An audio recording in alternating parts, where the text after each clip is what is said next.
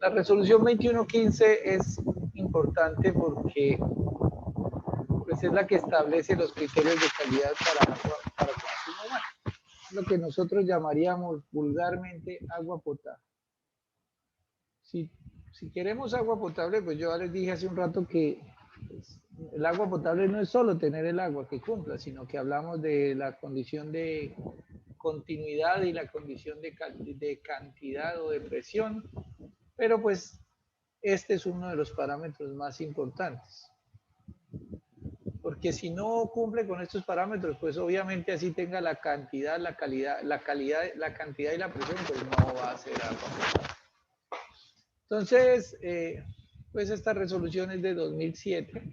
Esta resolución reemplazó la resolución 475 del 97 y pues hasta ahora no hay todavía ninguna intención de cambiarla porque todavía hay muchos municipios que no pueden cumplir con esta resolución y pues Perdón, qué pena, ingeniero, es que se me desconectó el internet, entonces me tocó volverlo a reiniciar. como les decía, entonces no hay todavía intención de cambiarla porque todavía hay muchas entidades, municipios que no cumplen cabalidad con esta resolución y, y ahí todavía esta resolución no solo aplica para los cascos urbanos, sino también tiene que darse agua potable en las veredas y ese es un tema que está muy difícil de lograr por parte de los municipios. Entonces, pues yo como les digo, lo veo difícil, todavía demorado que logremos cambiar o que quieran cambiar esta resolución, a pesar de que, como lo vamos a ver, hay algunos parámetros que para mi gusto todavía están muy altos. Entonces, bueno, definiciones, no vamos a ver definiciones acá.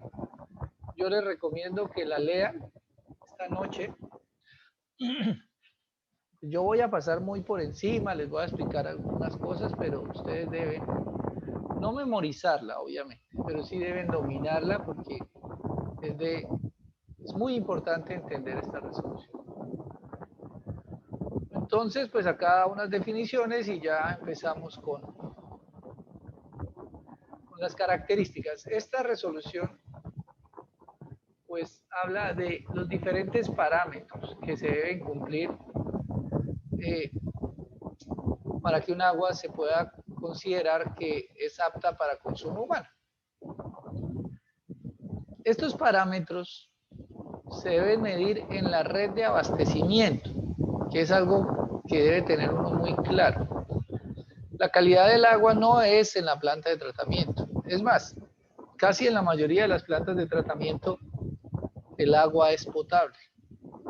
El problema es que cuando sale de la planta y hace el recorrido a través de las redes de distribución, el agua se contamina.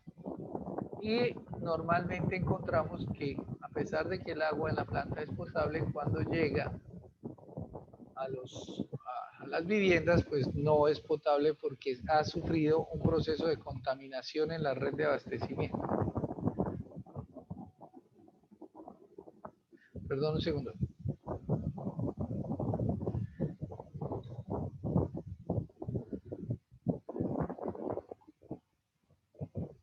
Como les comentaba entonces, tenemos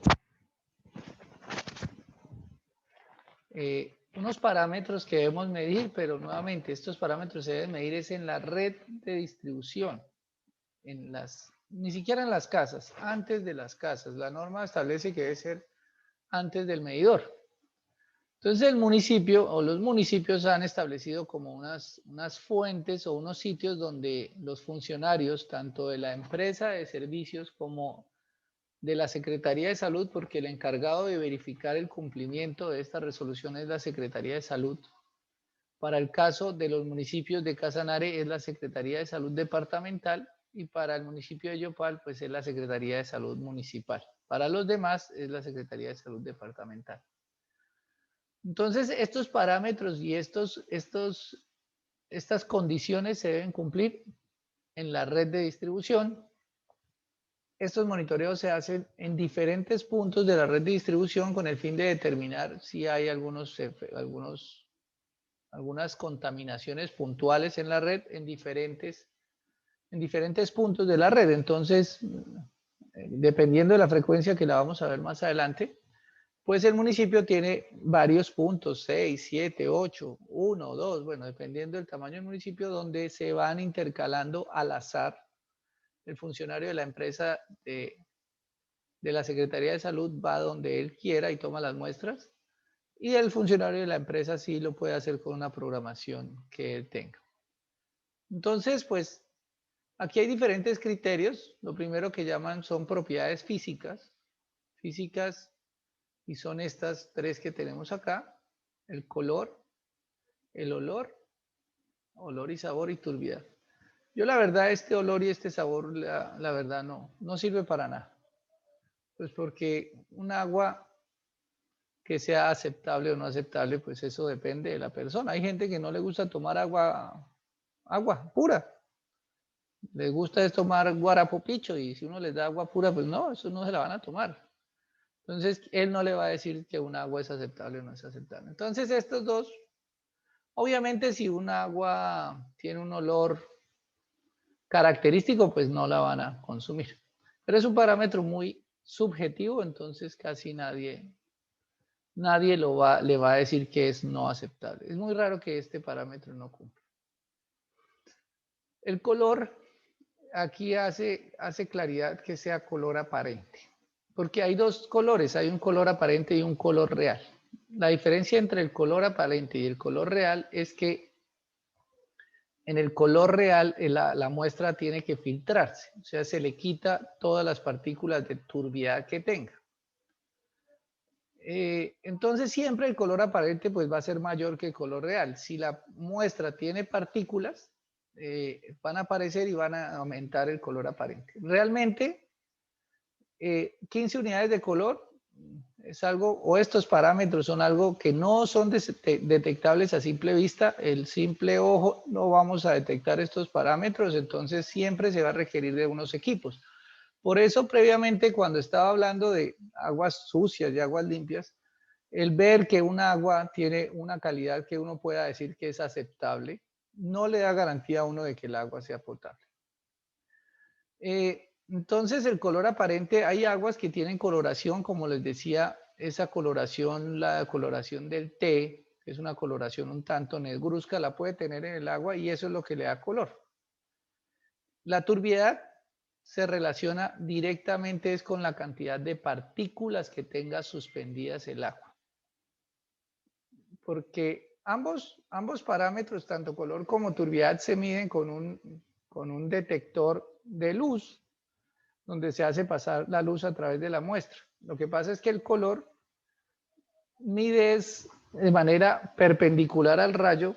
Entonces aquí está el detector y el rayo de luz pasa a la muestra y la cantidad, hay una disminución en la intensidad de la luz que está llegando al detector, que es causada por la presencia de ese color.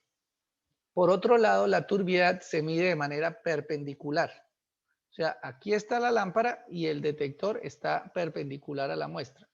Él solo va a detectar los rayos de luz que logren o que lleguen a chocar con alguna partícula y cambien la dirección. Entonces, la turbiedad es una medición indirecta como de la cantidad de material particulado que tenga el agua.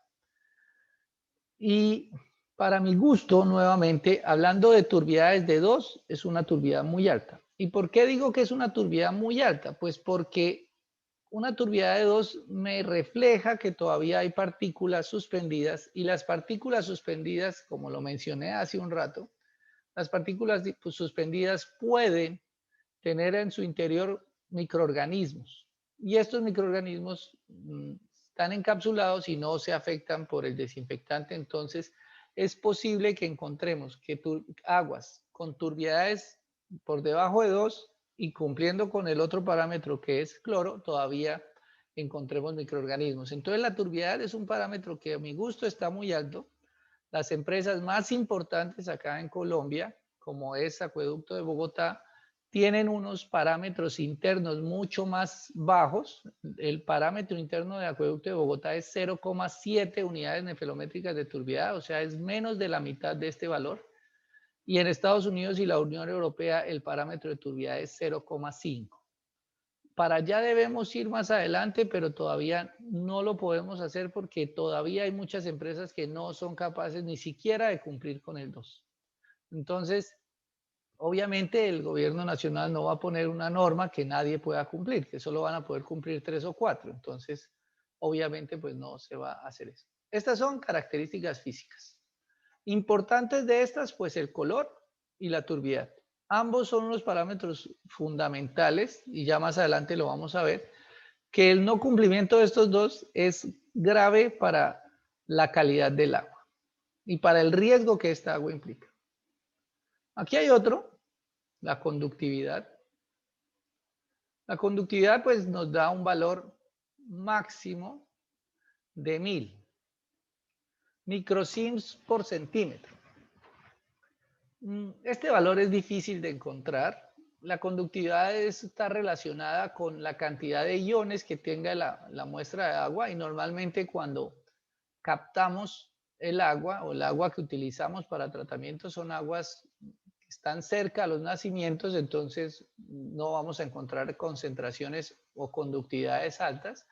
Los valores típicos que podemos encontrar es valores de 50, de 100, máximo 200 microsiemens sobre centímetro. Entonces, normalmente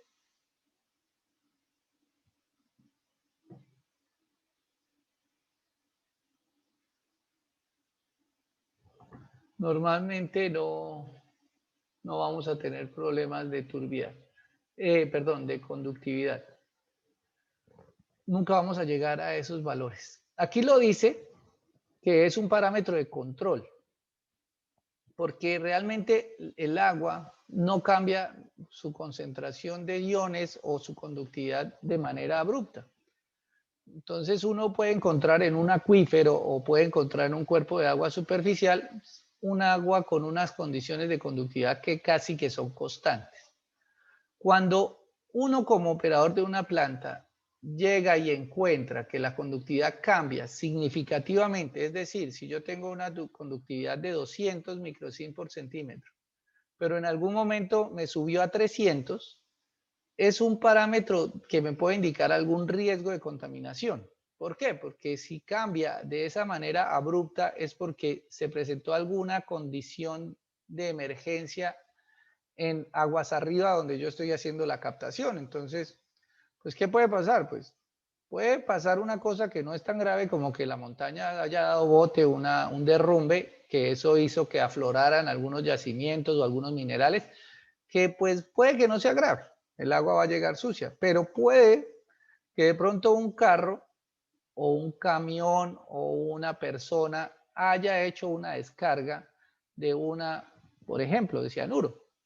Cianuro es una sal que es soluble en agua y si hay una descarga de cianuro, pues inmediatamente la conductividad se nos va a disparar. Esa es la condición más mala, pero no estamos, siempre existe el riesgo de esto. Puede que no sea por solo terrorismo, o sea, puede que alguien descargue uno va a pensar, no, es que eso es imposible que una persona le caiga un tanque de cianuro en una quebrada. No, no es imposible.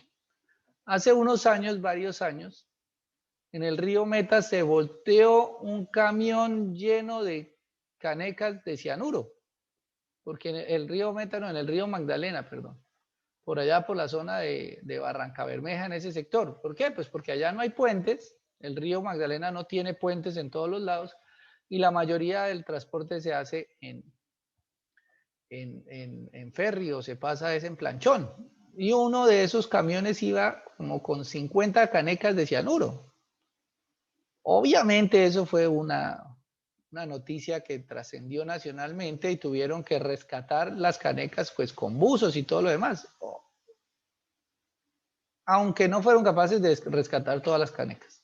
Algunas quedaron ahí, muy seguramente con el tiempo se fue oxidando y pues se fue liberando unas dosis, bajas concentraciones, pues que no fueron mortales, pero eso puede pasar.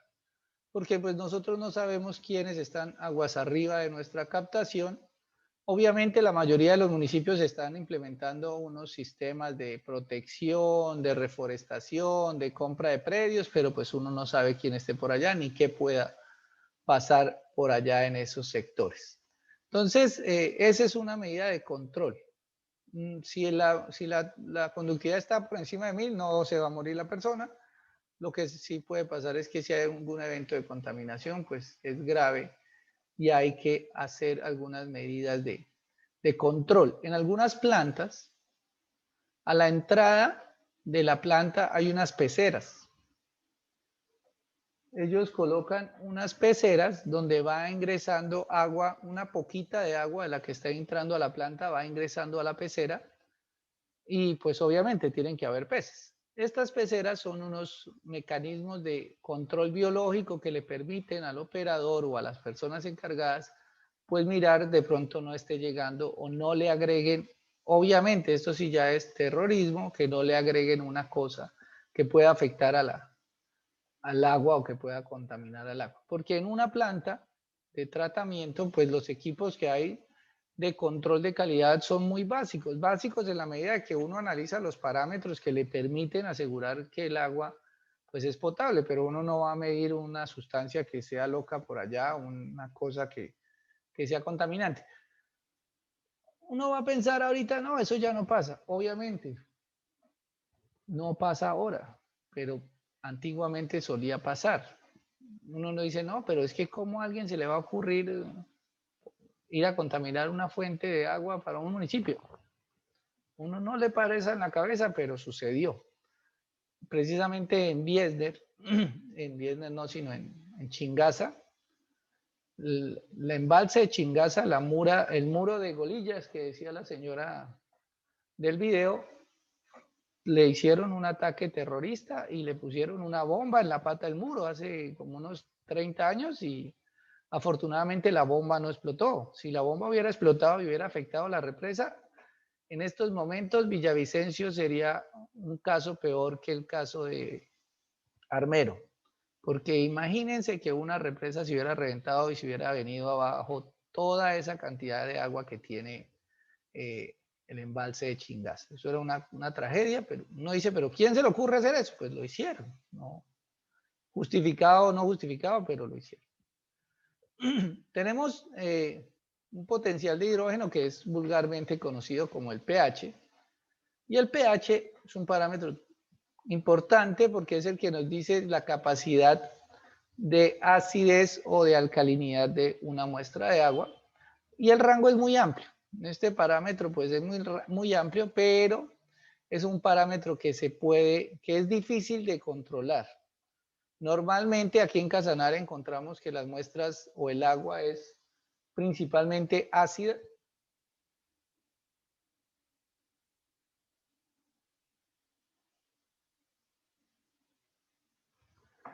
El agua es principalmente ácida, entonces podemos encontrar aguas superficiales de sabana con pHs por debajo de 6,5.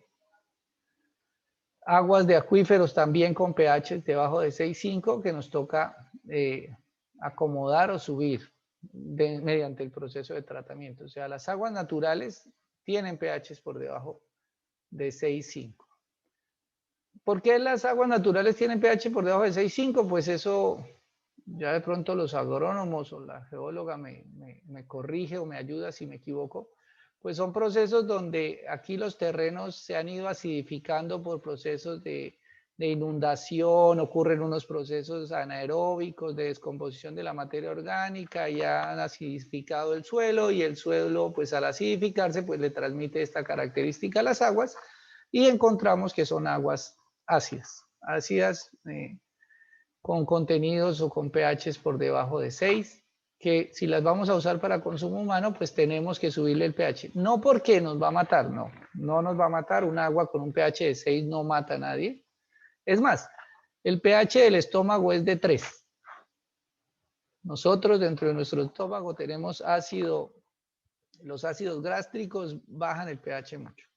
Entonces no quiere decir que nos vaya a matar, pero sí tiene unas condiciones algunos parámetros tienen unas condiciones económicas, porque es que el pH muy bajo daña tuberías, daña los enchapes, bueno, tiene unas condiciones que va a dañar otras cosas. Entonces, es importante pues cumplir con este rango.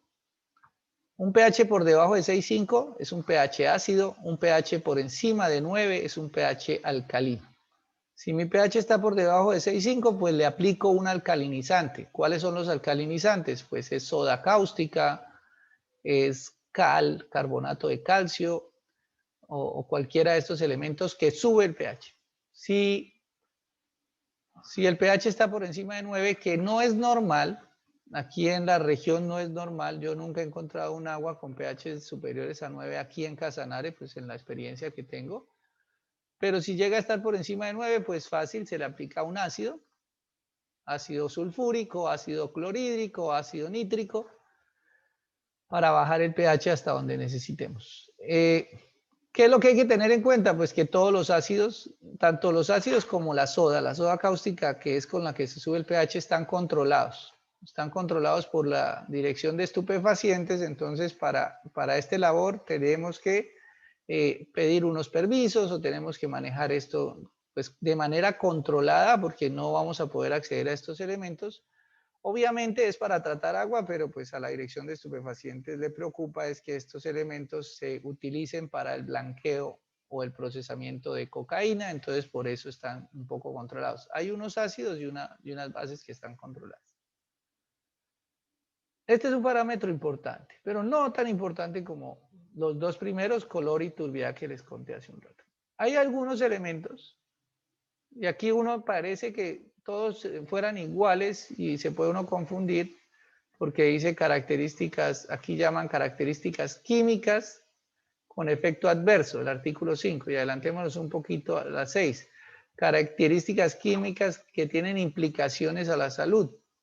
Y el artículo 7, características químicas que tienen consecuencias económicas. Entonces todos parecieran lo mismo, pero cada uno es una cosa diferente. Entonces, pues, el artículo 5